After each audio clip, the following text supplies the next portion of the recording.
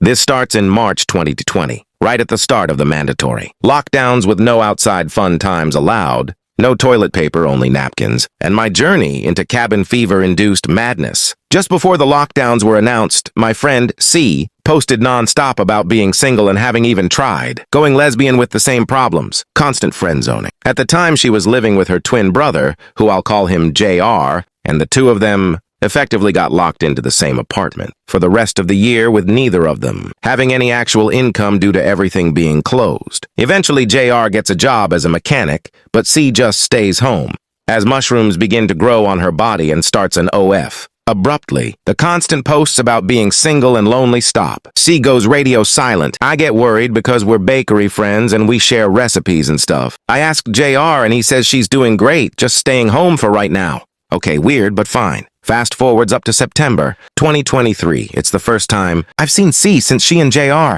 got locked inside their own apartment. She got hired as a baker at the little cafe I work at. She said that they're looking for a roommate to come and stay with them. I think this is kind of weird because I've been to their apartment before and it only has 2 bedrooms. I ask where JR is going to sleep and she tells me not to worry about it. Okay, weird, but fine. I tell her I'm going to ask around a bit. A little while later, JR asks me if I can keep a secret. I say yes. Then he says, okay, good, because even if I tell anyone, they won't believe me, because nobody believes anything. I say because I'm apparently on the Truman Show or something. They're looking for a roommate, because over the entire course of their COVID-19 lockdown, they've been intimate each other and they haven't stopped. My face contorts into a mask of sheer disgust. He says it's not incest, it's just masturbation, because they're twins and technically they're the same person, except they're fraternal twins, so they're opposite genders. And no, this is not the same as masturbation. He also tells me that C is tired of driving out of state to get abortions for their incest babies, which explains why she's been randomly going strange over the last 4 years.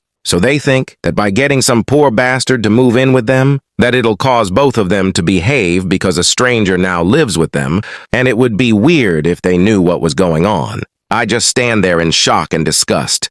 I suggest maybe they just start seeing other people, but no. They're committed to what they're doing with each other. They just want to appear to be normal because rumors have started. I tell JR he should just come out and say it, because it's too ridiculous to actually be true. He just tells me to look for anyone who wants to live with, and the rent will be cheaper. I just nod and walk off. The next day, I pull C aside and ask her about her brother, which was a mistake since she just goes ghost white and makes eye contact so hard that I can feel her peering into my soul. She says it's true and to shut up because it's obviously illegal and will get them both labeled as offenders if they get caught, but her brother is the only one who really knows her and they're happy together. They just want a third party to come and see that they're just a normal pair of siblings that aren't doing anything with each other. I just nod and ask maybe I can just cover for them if anyone asks. Nobody will believe me anyways if I tell the truth, because of all the other weird shit that happens to me, like getting hit in the face with a frozen lime, or having a partner that consumed 9 pounds of beeswax and shat all over the carpet.